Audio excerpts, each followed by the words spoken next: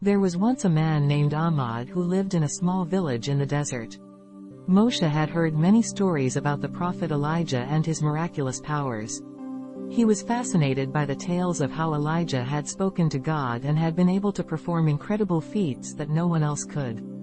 Moshe had always dreamed of meeting Elijah and seeing his powers for himself. One day, he decided to set out on a journey to find the prophet. He packed some supplies and set off into the desert, determined to meet his hero.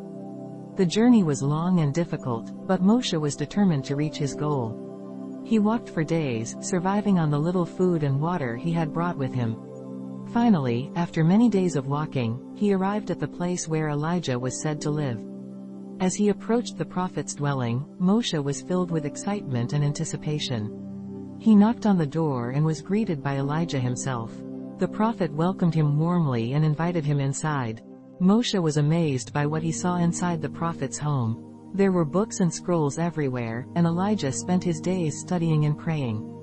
Ahmad watched in awe as Elijah performed miracles, healing the sick and performing other incredible feats.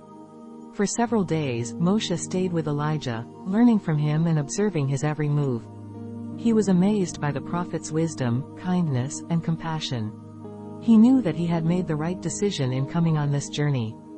Finally, it was time for Moshe to return home. He said goodbye to Elijah, feeling grateful for the time he had spent with the prophet.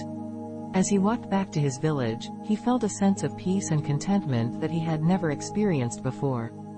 From that day on, Moshe lived his life with a renewed sense of purpose and meaning.